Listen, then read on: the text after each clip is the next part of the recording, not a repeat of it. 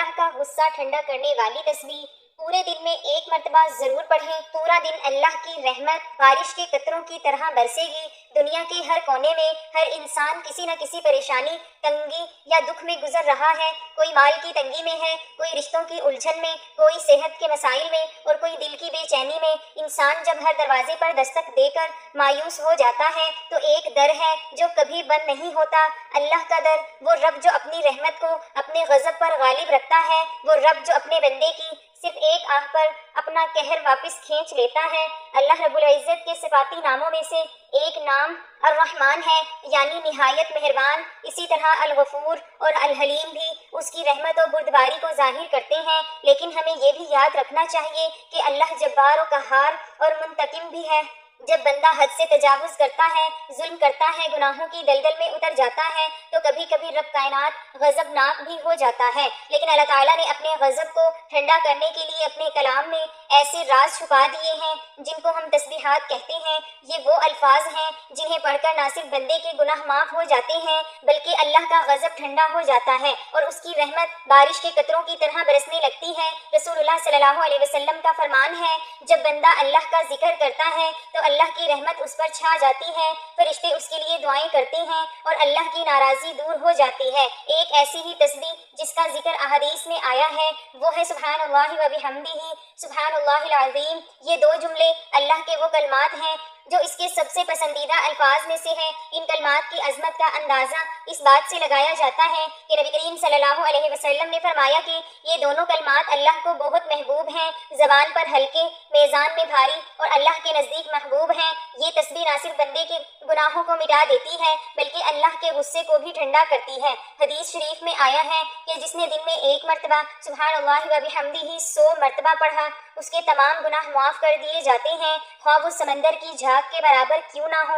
یہ تسبیح ایک ایسا روحانی عمل ہے جو نہایت آسان ہے مگر اس کا اثر بے حد گہرا ہے۔ اللہ تعالیٰ کو جب اس بندے کی عاجزی، ندامت اور ذکر محسوس ہوتی ہے تو وہ فوراً اپنی رحمت کے دروازے کھول دیتا ہے۔ ایسے وقت میں جب دنیا فتنوں سے بھری ہوتی ہے، انسان گناہوں کی آلودگی میں گھرا ہوتا ہے اور نافرمانی عام ہو چکی ہوتی ہے تو ہمیں ان تسبیحات کی طرف پلٹنے کی اشد ضرورت ہے۔ جو تسبیح اللہ کا غصہ ٹھنڈا کر دے وہی تسبیح ہماری زندگی کے بگڑے حالات سنوار سکتی ہے، ہماری دعاؤں کو مقبول کروا سکتی ہے اور ہماری آخرت کو روشن بنا سکتی ہے۔ دنیا میں بے شمار قوتیں ہیں، طاقتیں ہیں، حکومتیں ہیں، لیکن ان سب سے بالا اور برتر ذات صرف اور صرف اللہ رب العزت کی ہے۔ وہ خالق ہے، مالک ہے، رب ہے، رازق ہے، وہی قہار بھی ہے اور وہ رحمان بھی۔ اس کا ہر فعل عدل پر مبنی ہے، ہر فیصلہ حکمت سے بھرپور اور اس کی ہر صفت ایک مکمل حقیقت ہے۔ مگر انسان کی عقل اکثر ایک سوال میں الجھتی ہے، کیا اللہ صرف رحم کرنے والا ہے یا وہ ناراض بھی ہوتا ہے؟ اللہ کے غضب اور اس کی رحمت کا قرآن و حدیث کی روشنی میں موازنہ اللہ تعالیٰ کی صفت غضب، ناراضگی قرآن مجید میں کئی مقامات پر بیان ہوئی ہیں۔ لیکن یہ بات انتہائی اہم ہے کہ اللہ کا غضب کبھی بغیر وجہ کے ظاہر نہیں ہوتا۔ وہ اپنی مخلوق پر مہربان ہے، مگر جب انسان سرکشی، نافرمانی اور ظلم کی حد پار کر لیتا ہے تو اللہ کے غضب کی چنگاریاں بھڑک اٹھتی ہیں۔ قرآنی آیات میں غضب کا بیان سورۃ بقرہ اور ان پر اللہ کا غضب نازل ہوا، یہ اس لیے کہ وہ اللہ کی آیات کا انکار کرتے، نبیوں کو ناحق قتل کرتے اور نافرمان وحد سے بڑھنے والے تھے۔ یہ آیت یہود کے اعمال پر نازل ہوئی جنہوں نے اللہ کی نعمتوں کے باوجود انکار کیا اور حد سے تجاوز کیا۔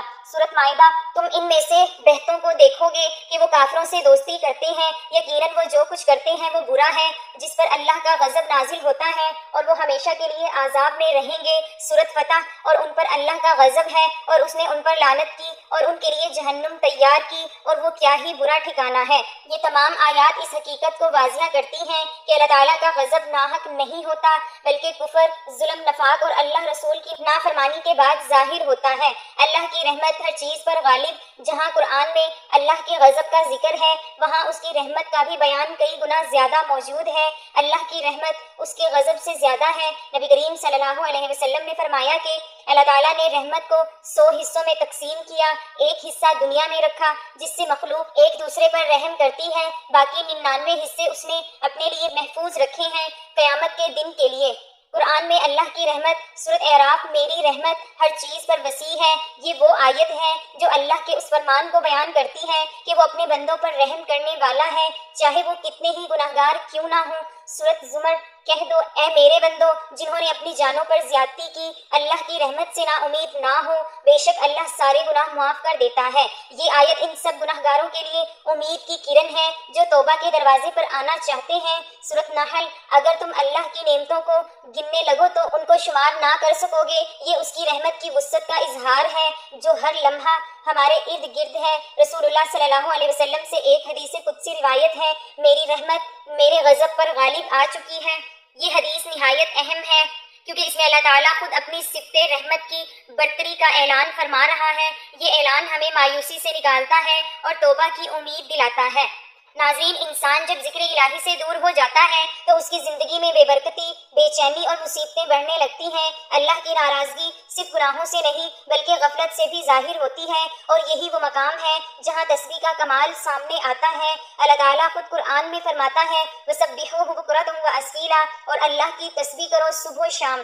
تسبیح اللہ کی یاد ہے، اس کا جلال ہے، اس کے حضور عاجزی کا اظہار ہے، اور جب بندہ رب کو پکارتا ہے تو اللہ کا قہر نرمی میں بدل جاتا ہے۔ یہ دنیا ایک امتحان گاہ ہے جہاں انسان کے اعمال اسے اللہ کی رحمت کے قریب بھی لے جا سکتے ہیں اور اس کے غضب کے قریب بھی، لیکن اللہ نے ہر لمحہ بندے کو واپس پلٹنے کا موقع دیا ہے، اور یہ موقع توبہ، دعا اور ذکر کے ذریعے ممکن ہے۔ دنیاوی زندگی میں ہم جب کسی طاقتور کے در پر جاتے ہیں تو اس سے بات کرنے کا ایک خاص طریقہ، آداب اور الفاظ ہوتے ہیں، لیکن جب ہم رب العالمین کے دربار میں حاضری دیتے ہیں تو وہ سب سے زیادہ محبت کرنے والا، سب سے زیادہ سننے والا اور سب سے زیادہ معاف کرنے والا ہے۔ اس رب کو راضی کرنے کے لیے جو سب سے خوبصورت ذریعہ ہے وہ ہے تسبیح۔ تسبیح صرف زبان سے ادا کیے جانے والے الفاظ نہیں بلکہ یہ دل کا جھکاؤ، روح کا جھکاؤ اور اللہ کی عظمت کا عملی اعتراف ہے۔ تسبیح عربی لفظ صبح سے نکلا ہے جس کے معنی ہے اللہ کی پاکی بیان کرنا، اسے ہر نقص، کمی اور عیب سے پاک ماننا۔ تسبیح کے ذریعے ہم اللہ کی بڑائی، عظمت اور کمال کو مانتے ہیں، اور جب بندہ دل سے اللہ کی تسبیح کرتا ہے تو زمین، آسمان، ہوا، پانی، حتیٰ کہ کائنات کی ہر چیز اس کے سامنے شامل ہو جاتی ہے۔ تسبیح ایک ایسا عمل ہے جو دل کو اللہ کے قریب اور زندگی کو بابرکت بناتا ہے۔ قرآن مجید میں تسبیح کا تذکرہ تقریباً ہر دوسرے پارے میں آتا ہے۔ اللہ تعالیٰ نے خود فرمایا کہ سورۃ حدید اللہ کی تسبیح کی ہر وہ چیز جو آسمانوں اور زمین میں ہے۔ سورۃ حشر وہی اللہ ہے جس کی تسبیح ہر چیز کر رہی ہے۔ سورۃ طٰہٰ تو اپنے رب کی تسبیح کر صبح و شام اور رات کے کچھ حصے میں بھی۔ یہ آیت ہمیں یہ سکھاتی ہے کہ تسبیح کوئی اختیاری عبادات نہیں بلکہ فطری عمل ہے۔ اگر انسان نہ کرے تب بھی کائنات اللہ کی تسبیح کر رہی ہے۔ اللہ تعالیٰ جس طرح اپنی ذات میں بے مثل اور بے مثال ہے، اسی طرح اس کی ہر صفت ازلی، ابدی اور لامحدود ہے، تاہم اس کی صفت رحمت سب سے بڑھ کر ہے۔ قرآن مجید میں ارشاد ہے میری رحمت وسیع ہے ہر شے پر۔ حاملین عرش مومنین کے حق میں اللہ کے حضور بخشش کی دعا کرتے وقت کہتے ہیں اے پروردگار تیری رحمت ہر چیز پر پھیلی ہوئی ہے، بس تو بخش دے ان لوگوں کو جو توبہ کریں۔ یہ حدیث بھی اللہ تعالیٰ کی رحمت کا مظہر ہے کہ جو شخص نیکی کا ارادہ کرتا ہے اس کے نام اعمال میں ایک نیکی کا ثواب لکھ دیا جاتا ہے، اگرچہ وہ شخص اپنے ارادے پر عمل نہ کر سکے، اور اگر وہ اپنے ارادے کے مطابق نیک کام کر لے تو اسے 10 نیکیوں کے برابر بلکہ 700 یا 700 بھی زیادہ نیکیوں کا ثواب دیا جاتا ہے۔ اس کے برعکس اگر کوئی شخص برائی کا ارادہ کرتا ہے تو اس کے حساب میں وہ برائی نہیں لکھی جاتی، بلکہ اگر وہ برائی کے ارادے پر عمل نہیں کرتا تو اسے ایک نیکی کا ثواب ملتا ہے۔ اگر وہ اپنے برے ارادے کے مطابق برائی کر گزرے تو اس کے نام اعمال میں صرف ایک ہی برائی درج کی جاتی ہے۔ گویا اللہ تعالیٰ اپنے بندوں پر مہربان ہے، وہ اپنے بندوں کی خطائیں معاف کرنا چاہتا ہے اور نیک کاموں پر زیادہ سے زیادہ ثواب دیتا ہے۔ ارشاد باری تعالیٰ ہے جو کوئی ایک نیکی لاتا ہے اس کے لیے 10 گنا اجر ہے، اور جو کوئی ایک برائی لاتا ہے تو اسے بس اس کی جزا ملے گی اور لوگوں پر ظلم نہیں کیا جائے گا۔ اللہ تعالیٰ اپنے بندوں پر بے حد مہربان ہے، بس اس کی رحمت کا دروازہ کھٹکھٹانے کی ضرورت ہے۔ ایک حدیث میں ہے کہ اللہ تعالیٰ کے پاس 100 رحمتیں ہیں، ان میں سے ایک رحمت اس نے جن، انسان جو پاپیوں اور زہریلے جانوروں میں بھیجی ہیں، اس رحمت کے سبب سے وہ آپس میں پیار، محبت اور مہربانی کرتے ہیں، جبکہ 99 رحمتوں کو اللہ تعالیٰ نے قیامت کے لیے اٹھا کر رکھا ہے کہ وہ ان سے اس دن اپنے بندوں پر رحم کرے گا۔ ایک روایت میں ہے کہ ایک شخص جس نے کبھی کوئی نیک کام نہیں کیا تھا، موت کے وقت اپنے گھر والوں سے کہا کہ جب میں مر جاؤں تو مجھے جلا دینا، پھر آدھی رات جنگل میں اڑا دینا اور آدھی آگے دریا میں بہا دینا۔ خدا کی قسم اگر اللہ نے مجھ پر قابو پا لیا تو وہ مجھے ایسا عذاب دے گا جیسا دنیا میں پہلے کسی کو نہ دیا ہوگا۔ جب وہ بندہ مر گیا تو اس کے بیٹوں نے اس کی وصیت کے مطابق عمل کیا۔ اللہ تعالیٰ نے دریا کو حکم دیا اور اس کے اندر کی راکھ کو جمع کی، پھر جنگل کو حکم دیا، اس کے اندر کی راکھ کو جمع کی۔ پھر اللہ تعالیٰ نے اس سے پوچھا تو نے ایسا کیوں کیا؟ اس نے عرض کیا پروردگار تیرے خوف سے، اور تو یہ بات خوب جانتا ہے۔ اس پر اللہ نے اسے بخش دیا، اگرچہ اس شخص کی وصیت غلط تھی، مگر اللہ تعالیٰ نے اس خوف کی وجہ سے اسے بخش دیا جو اسے قیامت کے دن اللہ کے سامنے کھڑا ہونے سے تھا۔ بس اللہ تعالیٰ سے خوف کھانا اللہ کی رحمت کو متوجہ کرتا ہے۔ ایک حدیث میں ہے کہ جب اللہ تعالیٰ نے اپنی مخلوق کو پیدا کرنے کا ارادہ کیا تو ایک کتاب لکھی جو اس کے پاس عرش پر موجود ہے۔ اس کتاب میں یہ الفاظ ہیں، میری رحمت میرے غضب پر سبقت لے گئی۔ گویا اللہ کی رحمت کی کوئی حد نہیں۔ اللہ تعالیٰ کو اپنے بندوں سے اس سے کہیں زیادہ محبت ہے جتنی ایک ماں کو اپنے بچے کے ساتھ ہوتی ہے۔ ایک دفعہ جب ایک عورت کو اپنے بچے کے ساتھ والہانہ محبت کرتے دیکھا تو رسول اللہ صلی اللہ علیہ وسلم نے اپنے صحابہ کرام رضی اللہ تعالی عنہ سے فرمایا کہ کیا تمہارے خیال میں یہ عورت اپنے بچے کو آگ میں ڈال دے گی؟ صحابہ رضی اللہ تعالی عنہ نے عرض کیا یا رسول اللہ صلی اللہ علیہ وسلم ہرگز نہیں۔ اس پر آپ صلی اللہ علیہ وسلم نے فرمایا کہ اللہ اپنے بندوں پر اس سے زیادہ رحم کرنے والا ہے جتنا یہ عورت اپنے بچے پر مہربان ہے۔ پروردگار اپنے بندوں پر مہربان ہے، پھر بھی انسان اپنی بری روش، سرکشی اور نافرمانی کی وجہ سے عذاب کا مستحق بن جائے تو اس سے بڑی بدبختی اور محرومی کیا ہوگی۔ حضرت عبداللہ بن عمر رضی اللہ تعالی عنہ کہتے ہیں ہم کسی غزوے میں نبی اکرم صلی اللہ علیہ وسلم کے ساتھ تھے۔ آپ صلی اللہ علیہ وسلم ایک جماعت کے قریب سے گزرے اور پوچھا تم کون لوگ ہو؟ انہوں نے عرض کیا ہم مسلمان ہیں۔ اس جماعت میں ایک عورت ہانڈی پکا رہی تھی اور اس کا بیٹا اس کے پاس تھا۔ جب آگ کا شعلہ بلند ہوتا تو عورت لڑکے کو پیچھے ہٹا لیتی۔ پھر عورت نبی صلی اللہ علیہ وسلم کی خدمت میں حاضر ہوئی اور عرض کیا کیا آپ صلی اللہ علیہ وسلم اللہ کے رسول ہیں؟ آپ صلی اللہ علیہ وسلم نے فرمایا کہ ہاں۔ عورت نے پوچھا میرے ماں باپ آپ صلی اللہ علیہ وسلم پر قربان، کیا اللہ بہت رحم کرنے والا نہیں؟ فرمایا ہاں۔ عورت نے کہا اللہ اپنے بندوں پر اس سے زیادہ رحم کرنے والا نہیں ہے جتنا کہ ایک ماں اپنے بچوں پر رحم کرتی ہے۔ فرمایا ہاں۔ عورت نے کہا ماں تو اپنے بچے کو آگ میں نہیں ڈالتی، پر رسول اللہ صلی اللہ علیہ وسلم نے سر جھکا لیا اور روتے رہے۔ پھر سر اٹھا کر فرمایا اللہ تعالیٰ اپنے بندوں پر عذاب نہیں کرتا سوائے ان لوگوں پر جو سرکش ہیں، یعنی اللہ سے سرکشی کرتے اور اس کا حکم نہیں مانتے اور لا الہ الا اللہ کہنے سے انکار کرتے ہیں۔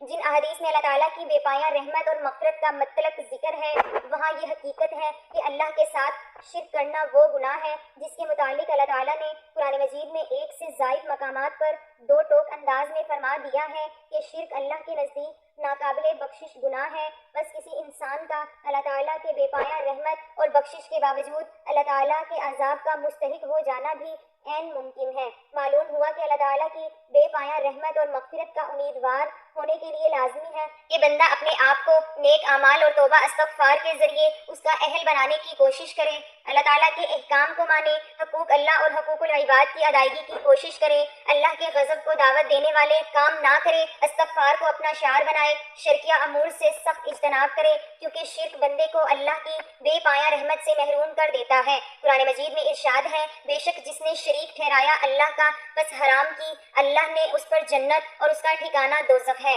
محترم ناظرین، وقت کی نزاکت کو مد نظر رکھتے ہوئے چلتے ہیں آج کے وظیفے کی جانب۔ سب سے پہلے آپ نے حضور پاک صلی اللہ علیہ وسلم کی ذات اقدس پر درود پاک پڑھنا ہے۔ درود پاک آپ کوئی سا بھی پڑھ سکتے ہیں، ایک بار ثواب کی نیت سے میرے ساتھ بھی درود پاک پڑھ لیں۔ اللهم صل على محمد وعلى آل محمد كما صليت على إبراهيم وعلى آل إبراهيم إنك حميد مجيد اللهم بارك على محمد وعلى آل محمد كما باركت على إبراهيم وعلى آل إبراهيم إنك حميد مجيد۔